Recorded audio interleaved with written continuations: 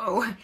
Hi, sorry about the rockiness. Hi everybody, Elaine Williams here. I am founder and creator of Captivate the Crowd, the speaker training program that is just starting next week. I'm so excited. We had our first bonus call Wednesday night, and Guy, I just really love teaching, and I love when people want to learn, and you know, it's so much fun to watch people feel kind of scared to get on Facebook Live, and then we talk about it and I help them with crafting the right message or the right story or the right anecdote, or just being able to talk about themselves, and then just with a little bit of like, you know, just like, I just feel like kind of like a mama. I'm just pushing them, and then to watch them do their first practice one, it just feels awesome. Sorry I keep like banging the table.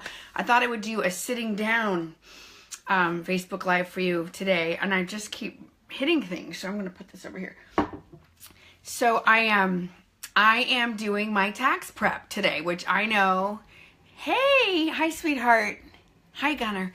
I'm doing my tax preparation, which I know is very sexy, very glamorous. My life as a landlord, speaker coach, yoga addict, and recovery, you know, woo, it's pretty glamorous. So, and I just thought I would do a quick video, because I do love to connect with my friends and my people, and it's so fun. Sometimes it's really fun to be like, oh my God, you guys know each other? Because I know, you know, when I was running around New York City, people would be like, Elaine, and I used to think, oh my gosh, do I know them from the 12-step world, or auditions, or commercials, or theater, or restaurants, or Toastmasters, or networking? Like, sometimes I was just like, what's the context, you know? That's so interesting. Hi. Oh, I have new messages too. This is very sweet. So I wanted to talk today about stories. And it's interesting because I notice, I think this happens. I think this is very human, especially, oh, hi, Carolyn. I've missed you, girl. I'm so happy that you stopped by. Thank you. So, I've noticed that even though I love to learn and I love transformational work, I'm very clear I would be dead if I hadn't done the Landmark Forum, and theater saved my life too. If I hadn't had my choir director, Ms. Bircher, she saved my life when I was in high school, and I was really being, my stepmother was a very sick, cruel person, and it was rough. And I almost ran away when I was in Europe. I almost didn't come back, and the only reason I came back was because of Ms. Bircher, and she knows this, and I'm so grateful, because I would have ended up probably dead or in a not great place. And that's one reason I am so passionate about theater and about helping people be expressive. And that's why I talk about the, hi Kate. Wow, this is cool. That's why I talk about the artist's way, because it's so important. I think we all come to this earth as like, wah, wah, you know, we sing, we dance, we play, and then we get shut down. Somebody says, you can't sing, you can't dance, you can't, what is that? That's not a dog, that looks like a frog. And we kind of go, oh, you know, and so it's so healing to be able to be self-expressed, and whatever that means for you. I was on the phone last night with a dear old friend who's an amazing actress. We studied at the Neighborhood Playhouse with Richard Pinter, where David Mamet went, where Diane Keaton went, like famous, amazing people. And she was telling me how she'd taken a break from acting, and how she, you know, was just looking at things in different ways, but we were just laughing at some of the stories and some of the scenes that we worked on, and you know, it's just a great connection when you get to do deep work with people. It's so fulfilling. I find it so fulfilling, and I love doing it. I love teaching what I've learned and shared, and I love watching other people blossom and bloom, and it's really an honor and a privilege. And I was telling her about the story work that I do with my students, and we were just talking about the power of a good story, and how I think sometimes I think, oh yeah, I know all that. I've studied acting, I've done theater, and even though I love to learn, like there's a part of me that's always like, yeah, I know that. But that's really like such, I hate that. When I used to wait tables and I would wait on these really rich New York City kids who are like, oh, foie gras is so boring. And they're like 8. And I used to think, oh my God, they're so jaded. How sad for them. Like, I want to be full of wonder till the day I die. You know, like and so I love it when I can just notice my resistance. I'm like, oh yeah, I know stories. And it's like, okay, breathe. Well, maybe you don't know everything, Elaine, or maybe you need to be reminded of the elements of storytelling and story crafting. And there's always another level, you know. Outliers. Malcolm Gladwell, one of my favorite people. He's this brainiac guy. He writes for the New Yorker and the New York Times, and he's got a million books, David and Goliath and Blink. But Outliers, anybody in education, anybody as a parent, coach, it's brilliant. And it's a study of success and how talent is overrated and how we get so jacked up with that word. And so anyway, just, I love it. I'll probably be reading it again soon. I mean, he talks a lot about stories, and he just has case study after case study after case study. I find it freeing. And whenever I mentor comics, I recommend Outliers too, because I think people get really tripped up about, like, what is talent and who gets to say and American Idol, and, you know, it's like, oh God. But so my point is, I was trying to make a joke about myself that I like to say how open I am and evolved and I love to learn. But my first reaction last night and today on the phone was, oh, stories. Yeah, I know that. So I took a couple of notes because I wanted to share and I wanted to laugh at myself. So I wanted to share a couple of things if you are wanting to learn about stories. And, you know, maybe you're happy in your job, but you want to be able to go to dinner parties and captivate everybody. Or maybe you have a big family function and, you know, everybody can work on their crafting. So my first point is be a generous listener, because that is so important too. You know, when I host comedy shows, I say to the audience, you guys are so important, because when you listen and you laugh, we get funnier, and then we have more fun, and then you have more fun. So it's like this circle of love. And so if you're working on your stories, or you want to become a great storyteller, whatever that looks like to you, it could be comedy, could be improv, could be acting, it could just be in your life, or for your business, work on being a great listener first. Because, and I know I'm still working on this. This is a weak link for me. I have so much I want to say, and nobody listened to me when I was growing up, which is why I think I have such a big mouth now. And, you know, but can you be a generous listener? It's such a gift. Many people have had the experience of not being listened or heard or gotten. So when you can really offer that to somebody else, it is like gold. And I'm going to share this with you. So I had a meeting earlier this week with somebody who didn't know me, and we were having a potential, just like a meet and greet, as, you know, maybe we're looking at working together in some way. And this person asked me to tell them a joke. And I love doing comedy, but that is always a tough frame to enter. You know, we don't go into the doctor's offices and go, hey, look at my heart, like just in the reception area, right? We don't go into a lawyer's office and go, hey, you know, defend me, like show me how you would do that. Like, but for some reason, people will walk up to a comic and be like, be funny. And that's not usually the best way to do that. Anyway, so I obliged, and I said, I'll tell you a couple jokes, and I kind of went into my bit about my family, and this person was like, huh. And I, right then and there, I thought, probably not going to do business with this person, because not a generous listener, not a fun partner. You know, I talk a lot about yes and. If you're doing improv, Tina Fey talks about this, Amy Poehler, some of my heroes. Whenever you're up on stage in front of anybody, whether it's 2 people in the audience or 2,000, and your partner says, you're a purple cow, you say yes, and you are an orange rhinoceros. You never leave your partner hanging. And so to me, that interaction right off the bat said, ooh, this person doesn't have my back. This person doesn't know the etiquette of, you know, like there was a lot of things that was like red flag, red flag, red flag. And I was like, thank you, universe. I got the information fast. I don't need to convince him or me. I don't need to do anything else. Thank you. I got it. I got it. Hi, sweetheart. Oh my God. So good to see you. Wow, this is fun. It's like a blast from the past.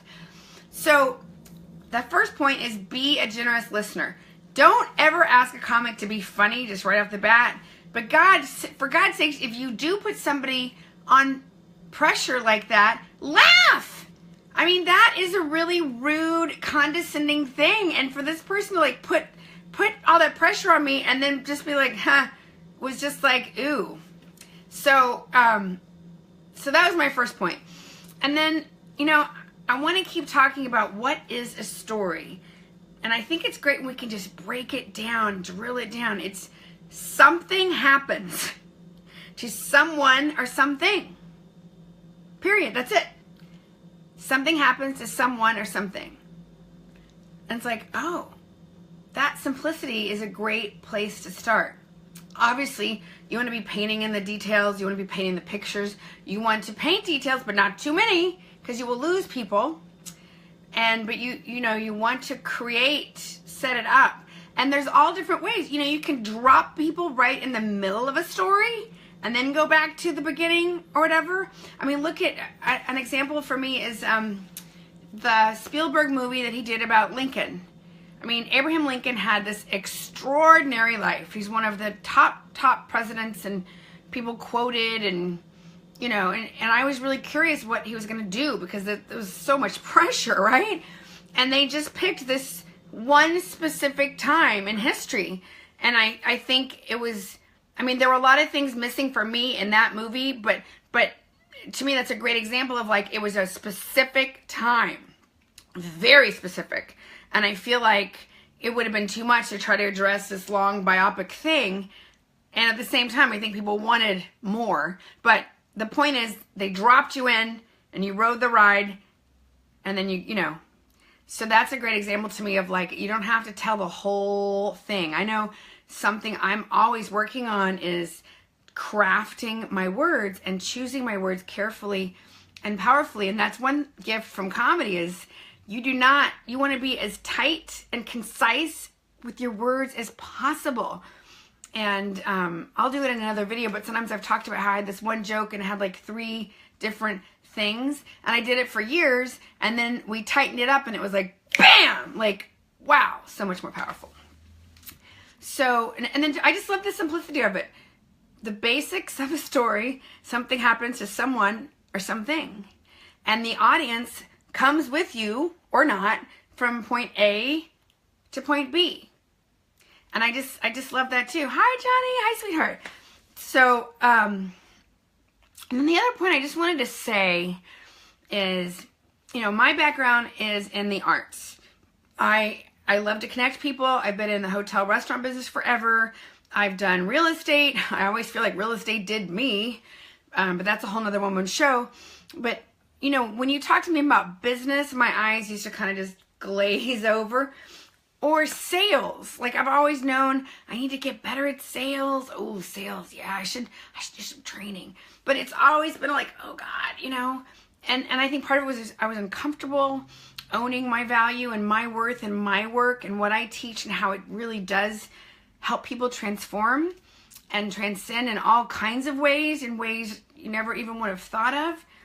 But I was reading this other thing today about stories, and I loved it because they were talking about, instead of sales, what if you just thought you were just crafting great stories?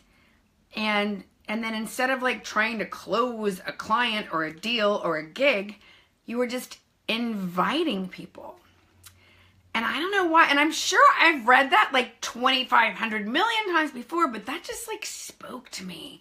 Wow, instead of going, okay, I have to make 5 sales calls and then I've got to and what if I came from a different framework of obviously get in touch with what I do and the value that I provided and how much my clients have loved me, and students and the bookers and audience people, and get really present to that, and then just think, what, I'm just going to get on the phone and connect with people. And if there seems to be a synergy, then I can invite them to come into my course, or if they want to work with me more closely, or and I don't know, but that just kind of a part of me was oh, I can breathe. So I just wanted to share that, And you may be going, well, duh, Elaine, I knew that. But you know how sometimes you have to hear something, or I should speak for myself, sometimes I have to hear something 24 times, and that 25th time is when I go, oh, now I get it.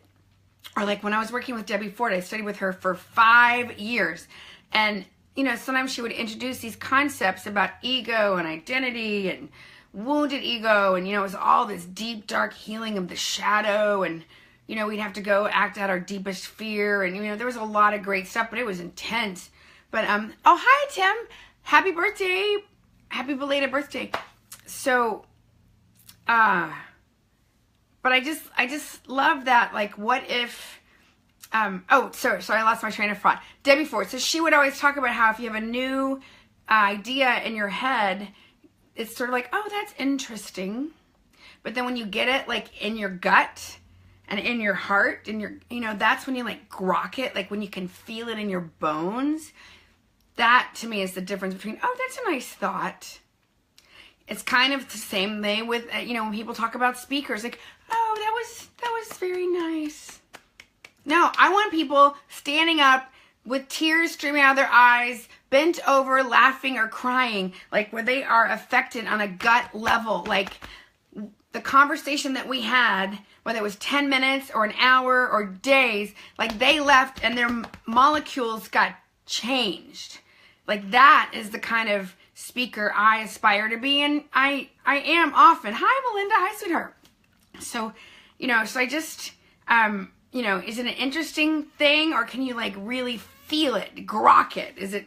So that's another one of my points. So if you're just tuning in, I'm sorry. Something keeps bumping the camera, so I apologize. I feel like I'm making, maybe it's just me. I haven't had anything to drink, I promise. I just feel kind of like, woo. So I was talking about the power of story today. And I am having one more very cool free training next week, and I will keep you posted when we know more. My team is coming back from Mexico today. I hope that they've had a lot of rest and sun and relaxation, and someday I'll get to go do that, I'm sure. So if you're just coming back, Elaine Williams, Captivate the Crowd. Just sign up for my cool newsletter, email stuff. I send really cool things. There's a really amazing Story Connect tool. If you want to work on being able to connect with any audience fast, I strongly recommend that you get it. And we were just talking about the first step is really being a great listener. Work on your listening skills. Are you just listening? Are you just waiting so that you can reply? Are you like really listening and hearing and getting what people are having to say? It's such a lost art, the art of listening. It's something I'm still working on. But when you can learn to be a generous listener, it's gold. And people will flock to you because a lot of people have that experience of not being heard or seen or gotten. So that was the step one. And then the step two, we were talking about what exactly is a story. When you break it down, it's just something happens to someone or something. It's just one small event. And it can be over a lifetime, or it can be a chunk.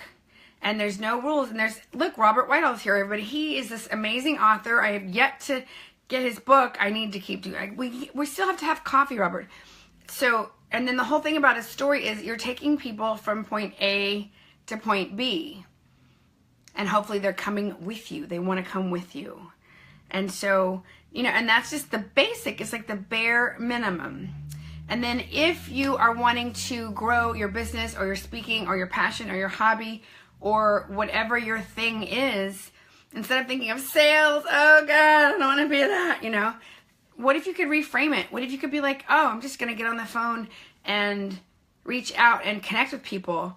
And if they're open, I can tell them a story about one of my clients or students, or I can listen to their story. And if there seems to be a synergy and a connection, I can invite them to join a webinar or class, you know. And I don't know, that just kind of frees me up of like, oh, what if sales were really just more of like telling a story? I don't know, it just frees me up.